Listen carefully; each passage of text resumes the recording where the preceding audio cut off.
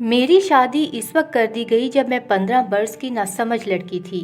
نہیں جانتی تھی کہ گھر کو کیسے سنوارا جاتا ہے اور مرد کے دل میں گھر کرنے کے لیے عورت کو کن اداؤں سے کام لینا پڑتا ہے۔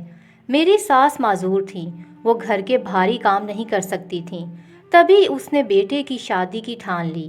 یہ بھی نہ سوچا کہ اس کو فی الحال شادی کی ضرورت ہے بھی کہ نہیں، نہ ہی میری کم عمری پر دھیان دیا۔ اسے تو بس ایسی بہو چاہیے تھی جو بے زبان گائے کی طرح دوڑ دوڑ کر اس کے کام کرے، جبکہ میرے بڑوں نے یہ سوچ کر میرا ہاتھ ایک اجنبی مرد کے ہاتھ میں تھما دیا کہ چلو بیٹی کو بر تو مل گیا۔ میری 5 بہنیں تھیں اور ابا ملا تھے۔ جب دریا چڑھتا تو وہ بے روزگار ہو کر گھر بیٹھ جاتے۔ ان کا بوجھ ہلکا ہو گیا، مگر میں شادی شدہ زندگی میں ضم نہ ہو سکی۔ لوگ کہتے تھے کہ قدیر کسی عورت کے عشق میں گرفتار تھا، اس لیے مجھے توجہ نہیں دیتا۔ جو بھی وجہ بنی، ہماری قسمت میں جدائی لکھی تھی۔ ایک دن اس نے آٹے میں نمک زیادہ ہونے کا بہانہ بنا کر مجھے طلاق دے دی۔ خیر میں اس کی مشکور ہوں کہ اس نے میری ممتا کو زخمی نہ کیا اور بیٹے کو گود میں اٹھائے میکے کی دہلیز پہ آ بیٹھی۔ اس نے بھی بچے سے کوئی واسطہ نہ رکھا۔ بیٹی کنواری ہو یا مطلقہ، بوجھ ہی ہوتی ہے۔ میکے کے در و دیوار اس وقت تک اس کے اپنے ہوتے ہیں جب تک اس کا جیون ساتھی اس کی ڈولی اٹھا کر نہیں لے جاتا۔ کچھ بد نصیب لڑکیاں ایسی بھی ہوتی ہیں جن کی ڈولی ایک سے زیادہ بار اٹھائی جاتی ہے۔ میں تو اس بات کو بھی قسمت کا کھیل ہی سمجھتی ہوں۔ اب جو شخص میرا طلبگار بن کر آیا، میں نے اسے اپنے دکھوں کا مداوا سمجھ لیا اور تمام امیدیں اور توقعات اس سے لگا لیں۔ میرے دوسرے شوہر کا نام زمان خان تھا۔ وہ ایک گاؤں کا رہنے والا تھا۔ نئے گھر میں آ کر چند دن آرام رہا، مگر یہ حقیقت جلد ہی آشکار ہو گئی کہ تقدیر نے دوسری بار بھی میرے ساتھ مذاق کیا ہے۔ جس انسان کو میں فرشتہ صفت سمجھ رہی تھی، وہ انسان کے روپ میں شیطان تھا۔ وہ میرے ننھے منھے بیٹے کو ایسے خونخوار نظروں سے دیکھتا تھا جیسے بھوکا بھیڑیا بکری کے بے زبان بچے کو دیکھتا ہے۔ جلد ہی بچے کا وجود ہمارے درمیان تنازع بن گیا۔ وہ جب میرے منّے کی جانب نظر کرتا تو اس کی آنکھوں میں نفرت کی چنگاریاں دہکنے لگتی۔ اس کی بڑھتی ہوئی خفگی مجھ کو ہراساں کرتی اور میں کانپ جاتی۔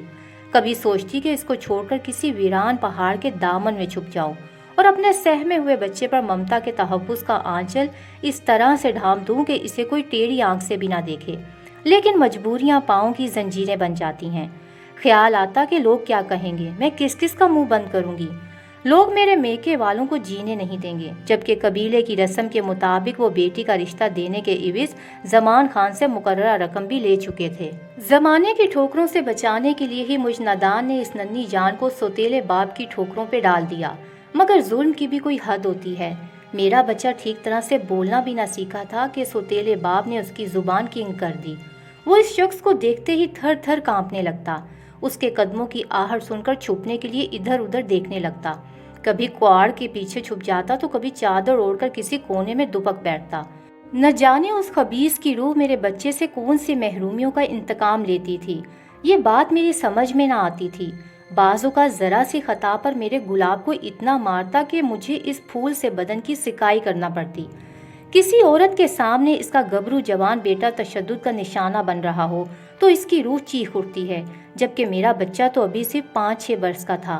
وہ ذرا زور سے مجھے اماں اماں کہہ کر بھی پکارتا تو سوتیلا باپ اس پر گدھ کی طرح جھپٹ پڑتا اور بلا وجہ ہی مارنے لگتا۔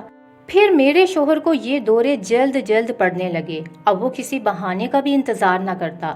اگر میں اس کے پاس کمرے میں بیٹھی ہوتی اور میرا گلاب ادھر جھانک بھی لیتا تو وہ اسے بلا کر اس کے کان کھینچتا۔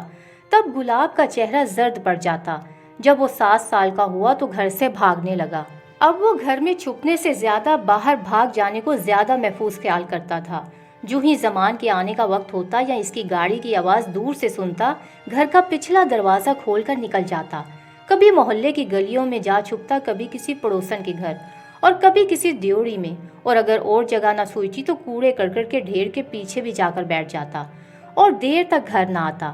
زمان کپڑے بدلتا، کھانا کھاتا، پھر آرام کرنے کے لیے لیٹ جاتا اور اسے میرے لڑکے کا خیال تک نہ آتا تو بڑی عافیت ہوتی۔ میں بھی گلاب کے پیچھے نہ جاتی کہ زمان سو جائے تب اسے دیکھوں گی۔ اکثر تو وہ خود آ کر اپنے گھر کی دیوڑی میں بیٹھ جاتا، مگر گھر کے اندر نہ آتا۔ زمان کے سونے کے بعد میں اسے جاگ کر اندر لے آتی اور کھانا کھلاتی۔ جس روز زمان کو خیال آ جاتا کہ گلاب نظر نہیں آ رہا تو وہ پوچھتا کہ کدھر ہے وہ گدھے کا بچہ۔ اگر وہ باہر ہوتا تو زمان اس کی تلاش میں نکل پڑتا اور کہیں نہ کہیں سے ڈھونڈ کر مارتا ہوا گھر لاتا۔ یہ مجھے بدنام کرنے کو محلے میں جا چھپتا ہے۔ کسی دن کسی بدماش کے ہتھے چڑھ جائے تب تجھ کو سمجھ آئے گی، بیوقوف عورت۔ میں بیوقوف عورت اسے یہ بھی نہ کہہ سکی تھی کہ تیرے ظلم کے کارن ہی تو وہ بھاگتا ہے۔ پڑوسی مجھے کہتے کہ تم کیسے اس راکشس کی ستم برداشت کرتی ہو، پولیس کو کیوں نہیں بتاتی؟ اگر تم میں ہمت نہیں تو ہم جا کر اس کی رپورٹ لکھواتے ہیں۔ میں جواب دیتی کہ پھر آپ لوگ ہی کہو گے کہ شوہر کو گرفتار کروا دیا۔ ایک روز شام کو زمان نے میرے بچے کو حکم دیا کہ جا کر دودھ لے آئے۔ اس نے باورچی خانے سے برتن اٹھایا اور دروازے کے پاس آ کر کھڑا ہو گیا۔ وہ کہنا چاہتا تھا کہ پیسے دو گے تو دودھ لینے جاؤں گا، مگر خوف سے اس کے ہونٹ نہ کھلے۔ تب میں نے کہا کہ زمان خان اس کو پیسے دو تاکہ وہ دودھ لے آئے۔ تو یہ کیا گونگا ہے، خود نہیں کہہ سکتا؟ زمان نے بڑبڑاتے ہوئے بٹوے میں سے 100 کا نوٹ نکال کر کہا، دھیان سے نوٹ لے کر جانا، گرا نہیں دینا، اور جلدی 5 منٹ میں واپس آنا۔ میرا سر درد سے پھٹا جا رہا تھا اور مجھے حکم دیا کہ تم چائے کے لیے چولہے پر پانی چڑھا دو۔ دودھ کی دکان پر زیادہ رش نہ تھا، مگر گلاب کو گئے کافی دیر ہو چکی تھی۔ ادھر میرے شوہر کا غصہ بڑھتا جا رہا تھا۔ وہ ایک زخمی ناک کی طرح پھنکار رہا تھا اور میں دل ہی دل میں قرآنی آیات پڑھ کر اس کی جانب پھونکتی جا رہی تھی، دعا کر رہی تھی کہ یا اللہ اس شخص کا غصہ ٹھنڈا کر دے، اس کے دل میں رحم ڈال دے، یہ میرے لال کو کچھ نہ کہے۔ مگر کہاں پتھر میں جونک لگ سکتی تھی۔ آخر غصے سے بل کھاتا وہ باہر چلا گیا۔ جب وہ گھر آیا تو میں نے دیکھا کہ وہ میرے 7 سالہ بچے کو، جو دیکھنے میں 6 برس سے بھی کم کا لگتا ہے، گھسیٹتا ہوا لا رہا تھا۔ میرے دل میں درد کی لہریں اٹھنے لگی۔ اس نے بچے کو میرے سامنے لا پٹکا اور اس پر گھونسوں لاتوں کی بارش کر دی۔ وہ ناتواں زمین پر تڑپ کر بلکنے لگا، دہائی دینے لگا کہ ماں مجھے بچا لے۔ تبھی میں تڑپ کر اس پر گری تو زمان نے مجھے بھی مارنا شروع کر دیا۔ گلاب تو تکلیف کی تاب نہ لا کر بے سدھ ہو چکا تھا۔ تبھی باڑے کے مالک نے اپنے نوکر کو بھیجا۔ اس نے کہا کہ تمہارا لڑکا دودھ لے کر تیزی سے بھاگا تھا، ایک پتھر سے اس کا پاؤں ٹکرایا، وہ گر گیا۔ میں نے 20 روپے کا دودھ دے کر باقی 80 روپے اس کے ہاتھ میں تھما دیے تھے، وہ بھی وہاں گر کر بکھر گئے۔ کچھ نوٹ ہوا اڑا کر لے گئے اور کچھ رقم میرے ہاتھ میں آئی ہے۔ یہ لو، یہ دودھ مالک نے بھجوایا ہے، رکھ لو۔ دودھ گر گیا اس لیے بھجوایا ہے، رقم کی کوئی بات نہیں۔ یہ سب حقیقت سن کر میں جان گئی کہ اسے پیسوں کے گر جانے کا خوف تھا کہ اب بہت مار پڑے گی، اس لیے وہ وہیں بیٹھ گیا ہوگا۔ بے غیرت کو کیا ضرورت تھی اس طرح بھاگنے کی جب دودھ کا برتن ہاتھ میں تھا؟ زمان نے کہا تو مجھ سے رہا نہ گیا۔ میں روتے ہوئے بولی کہ تو نے ہی تو کہا تھا کہ دیر نہ کرنا اور جلدی دودھ لے کر آنا، تبھی وہ بھاگتا ہوا آ رہا ہوگا اور گر گیا۔ یہ سن کر اب جو میرے دل میں آیا، میں بکنے لگی، جان کی پرواہ نہ کرتے ہوئے شوہر کے سامنے تن کر کھڑی ہو گئی۔ میرے ایسے تیور اس نے کبھی نہ دیکھے تھے۔ یہ سن کر اس کا غصہ آسمان پر پہنچ گیا۔ میں نے اپنے لختے جگر کو اٹھا کر دوسرے کمرے میں لے جانے کی کوشش کی، مگر زمان نے اٹھانے نہ دیا۔ گلاب نے اپنی آنکھیں کھول دی اور بے بسی سے میری طرف دیکھ رہا تھا۔ میں نے جھک کر اس سے کہا کہ میرا سہارا لے کر اٹھنے کی کوشش کرو۔ اس نے میرا بازو پکڑ کر اٹھنا چاہا مگر اٹھ نہ سکا۔ زمان یہ سب کرسی پر بیٹھے دیکھ رہا تھا، تبھی بولا، دیکھو تو اسے کیسے ڈرامے کر رہا ہے، اٹھ جا۔ یہ کہہ کر وہ خود اٹھ کھڑا ہوا اور ہماری طرف لپکا۔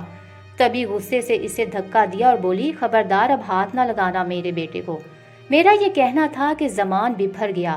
وہ بولا، تیری یہ مجال، دیکھتا ہوں کیسے نہیں اٹھتا۔ تب گلاب خوف سے اٹھ کر کھڑا ہوا اور اس نے دروازے کو پکڑ لیا۔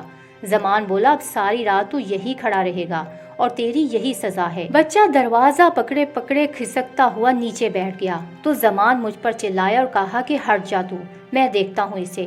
مگر میں اس خوف سے کھڑی رہی کہ یہ تیش میں آ کر پھر سے اسے نہ مارے۔ میں نے سوچ لیا تھا کہ ظلم کی یہ کٹھن رات کسی طور تمام ہو جائے تو میں صبح ہوتے ہی اپنے بچے کو لے کر یہاں سے نکل جاؤں گی۔ نکاہت تھی یا خوف، گلاب نہیں اٹھ سکا، جبکہ زمان مسلسل اسے اٹھنے کا کہے جا رہا تھا، مگر فرش سے اٹھنا میرے لال کے بس کی بات نہ تھی۔ زمان اس کے قریب گیا اور اسے لاتے اور گھونسے مارنا شروع کر دیے۔ میں غصے سے اس کے قریب گئی اور کہا کہ میں تیرا خون پی جاؤں گی، کیا تیرے سینے میں دل نہیں؟ میرا بچہ آخری سانسیں لے رہا ہے، اس کو سانس لینے کی مہلت تو دو۔ وہ بولا، تو ہٹ جا، میں دیتا ہوں سہولت آخری سانسوں کی۔ تب آسمان پھٹا، نہ زمین کا کلیجہ شک ہوا، مگر ایک ماں کا دل پھٹ گیا۔ زمان میرے لال کے جسم پر چڑھ کر کودنے لگا۔ بچے نے چیخ بلند کی اور میں کسی کو مدد کے لیے بلانے کی خاطر گھر سے باہر دوڑی۔ میرے بچے کا گردہ پھٹ گیا تھا اور اس کی پسلیاں ٹوٹ گئی تھیں۔ میری چیخو پکار سن کر لوگ آ گئے، لیکن تب تک میرا جگر گوشہ اپنی آخری سانسیں پوری کر چکا تھا۔